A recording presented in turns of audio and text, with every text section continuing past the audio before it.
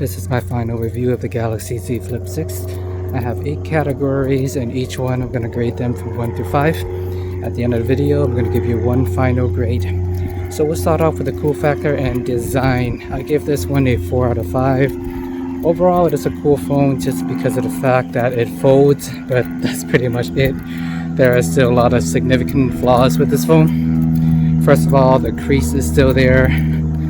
It is less noticeable than other years. You don't really notice it that much on a day-to-day basis. When you first glance at it, it's a little ugly. Occasionally, I do see it at the corner of my eyes when I use the phone. It doesn't really impact the user experience that much, but just design-wise, it could be better. I know the technology is not there where you can get rid of the crease yet, but that's one of the downside of the design. And I don't really like the fingerprint placement on this phone. When the phone is closed, I find that I'm always reaching to find the fingerprint sensor, especially when I'm holding it with my left hand. It just does not naturally rest on the sensor. Oftentimes I have to reach my finger up and I have to turn the phone to the side to even find the fingerprint sensor. And even when the phone is opened up, since it's so long and narrow, I always have to glide up and down in order to reach the top of the phone and unlock it. So pretty challenging to unlock the phone. You can use Face Unlock, swipe, or any of the other option, but the fingerprint sensor is not that ideal. Second category I have is battery. I give this a 4 out of 5. Overall, I get about 20 hours of battery life on this phone. I mean, it's not great, not a full 24-hour day, but 20 hours overall is pretty solid. Doesn't give me battery anxiety. If I wake up at 5 a.m., it will last me until 9 p.m. by the time I go to bed. And ironically, it is better than the battery life on the Galaxy Z Fold 6. The reason for that, even though the Z Fold 6 is bigger and it also has a bigger battery, but the fact that it has a bigger screen on the inside does eat up a lot of battery if you're using it in full screen mode when playing games, watching videos, and things like that. The only reason I give this phone a 4 out of 5 is because OnePlus exists. Their phone in general can easily last a day, if not more. OnePlus 12R, I get a full 36 hours on that phone. And just in general, OnePlus have much better battery life. It has faster charging with the charging brick included. So this phone leaves a lot to be desired just in terms of battery life alone and the charging speed. Just want to give a quick shout out to my partner Mint Mobile. Currently they offer 5G plan for as low as $15 a month. You get unlimited internet, texting, and calling. It is a limited time offer. You do have to purchase 3 months upfront, but it is a great deal, so make sure to check it out. Link in the description below. Customization features, I give this a 4 out of 5. I mean, just because the way that the phone is built is nice in theory. You can use it as a tripod, so you don't physically need to carry a tripod around. You can place it on the table or anywhere you want. If you want to start a food vlogging channel, you can do that. I don't know, you can put it in your car, use it as a dash cam, but it might fly off. There's a lot of creative things you can do with it just because of the fact that there's a hinge and it is basically a built-in tripod, which is nice about it. But other than that, there's really not much else to it. There's a cover screen, which I think the main purpose is served is if you want to reduce your phone usage less, then there's some barrier and friction there. But you want to use your phone more than just get a regular phone because you have to open it up every time to use it. And it takes work to edit the cover screen as well. The cover screen is meant to be designed as widgets like you have on a smartwatch. You get icons for, I don't know, sleep tracking, steps, weather, and things like that. But if you want to use full apps like the way you would on a regular phone, then you would need to download GoodLock and do a lot of extra steps just to be able to get those additional functionality. I like the Razr Plus implementation better. They have all the apps built in on the outside. If you want to add it, you can add it. If you don't, then you don't. But Samsung, you really have to do your research and be adamant that you want to use apps on the outside.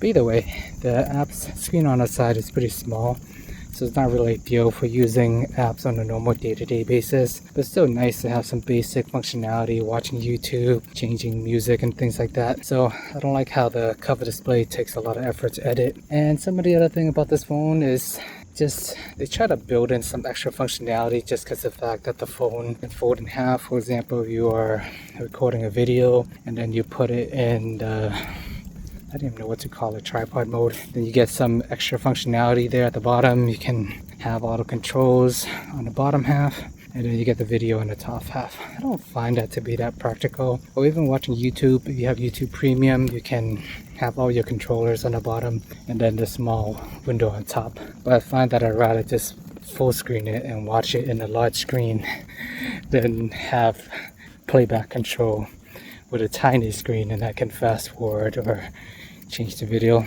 So the idea is nice, but it's not that practical. Camera, I give this phone a 4 out of 5. If you're getting this phone, if you want to be a vlogger like I am doing right now, or you like taking selfie photos a lot using the main camera, it is a really good phone for that, because a lot of the other phones, if you want to take a selfie, a lot of time you're using a selfie camera, it is the inferior camera. I guess in theory on any phone you could just turn your phone around, use your main camera and take a picture that way, but then you lose the ability to frame yourself. So this is where the Flip series come in.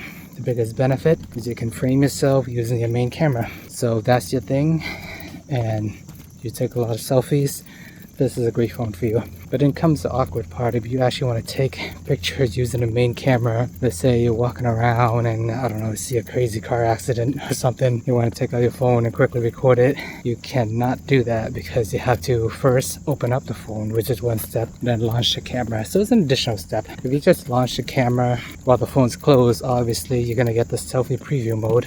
Then you have to awkwardly shift your phone to the side or something. But the main camera is not that practical. And another thing about the camera is this phone only has 2 cameras, and this has been the same theme with all folding phones in general from the first day it came out. There's always been a lot of compromises. It is more expensive than the base model, but you're paying for the cool factor, the novelty factor. But at the end of the day, you're only getting 2 cameras. You get the main, well, I guess 3 camera. Right now I'm recording in the selfie camera. But in terms of the 2 best camera lenses that you have, you get the main camera and then you get the wide angle camera. On the regular Galaxy base model, you get 3 cameras. Third one is the 3x camera. So more features and functionality if you need that. If you get a regular base model, which is actually cheaper than the Z Flip 6. Just something to be aware of.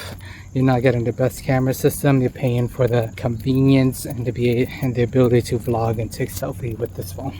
But at the end of the day, if you want the best camera that money can buy from Samsung, right at the moment, it is absolutely the Samsung Galaxy S24 Ultra, not the Fold. The Fold is more expensive, but it does have compromises as well, such as the camera system. Next category is updates. You're getting 7 years of software updates with this phone. If it will even last that long. My wife had the Galaxy Z Flip 5 and her phone died after half a year. The screen just completely stopped working. So I'm still hesitant about flipping phones in general, and it's just their durability in the long term. I know every year they say the phone is a little bit faster, a little bit better, camera tweaks here and there, hinge is a little bit better, but I'm still skeptical about the idea of the folding phone as a whole. So they promise 7 years of software update. They do give you 1 year of manufacturer warranty if the screen stopped working for whatever reason, like my case, but I do have some skepticism there. They promise 7 years, but I honestly don't think this phone's gonna last 7 years. But it does have a benefit over the Razer Plus 2024. That phone only have 3 years of software update and 4 years of security updates. But at the same time, it may be a moot point because these phones might only last 3 to 4 years, if even. I highly doubt they'll last 7 years. So in theory it does. I guess you can always repair the screen down the line if you want to keep it for that long. Next category I have is the ease of use. I give this phone a 3 out of 5 for ease of use. The idea of having a folding phone is nice. I like the fact that it is compact and can easily fit in your pocket. If you wear basketball shorts or purse, it's easier to carry around in that sense. But when you actually want to use it, you get the main benefits by opening up your phone. And that is just like any regular phone. But just the fact that opening up the phone, it is so much work. You have to pry it open, especially using one hand. You have to pry it open with one finger and try to flatten it out, or you can pry with your finger and flick it out. Or what I usually do is still pry it out with one finger, then I use my stomach to cradle it and then safely open it up so that I don't drop it. So overall, it's not an easy phone to use. I know people are gonna leave comments about how they get annoyed about me opening the phone, but it's generally not that easy to do. I'm pretty sure with time you get good at it. You can practice flicking it, opening and closing it, but it's not an easy phone to use. And like I mentioned earlier, if you want to use the main camera, you got to open up the phone. It's just an extra steps. I don't like extra steps and extra work for things that shouldn't require extra effort. And in general, even though this is a compact phone when it's closed, but when you actually open it up and use it, it's a really long phone. 6.7 inches, you have to glide your finger up and down to hit the fingerprint sensor. So it is compact, but it's also big at the same time. It's kind of a weird aspect ratio. It's like long and skinny. And even when the phone is closed on the cover screen and I'm unlocking it, a lot of time I have trouble telling if it even unlocked or not. There's a little tiny icon at the top, but it's pretty hard to tell it's not. I wish it just go to another screen or something instead of giving me a tiny icon. So a lot of time I get frustrated and I open up the phone anyways. So little things like that about owning the flipping phone is just take some time, it's patient, and you eventually get used to it, I guess. But I don't think it's that practical. Performance, I give this phone a 5 out of 5. I mean, you're getting the latest chip in 2024, the fastest chip. It does overheat every now and then when I play games and initially set it up, have all these programs running at once. I do feel the back of the phone getting somewhat warm, but it never really impacted the battery life like when I had the Z Fold 6. When I had the Z Fold 6, I also felt heat, but I have terrible battery life with the Z Fold 6. With this phone, it does get warm here and there, but the battery will last me from the time I wake up to the time I go to bed, which is more than enough for me. I don't mind charging my phone overnight, not the end of the world. And this brings me to the last category, which is value. Give this phone a 3 out of 5.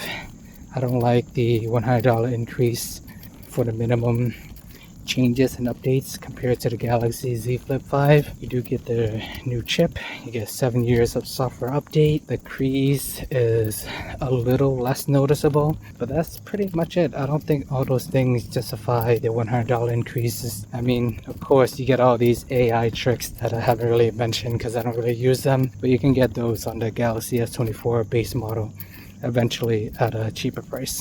I mean, at the end of the day, this phone costs less than the Z Fold 6 if you want to get yourself a folding phone just to experience a folding phone, but it's still more expensive than the Razr Plus, the Nubia, and a bunch of those other competitors. I just think in a world where there are more competition, instead of lowering the price or even providing a cheaper option, Samsung is increasing the price, and I don't think all the new updates justifies the increase. So if you add everything up, you get a total of 32 out of 40, which is 80% and a B minus, which is a fair grade for this phone overall. It is a minor change over last year. It is more expensive, but at the end of the day, you're getting this phone for 7 years of software updates. You're getting the newest chip.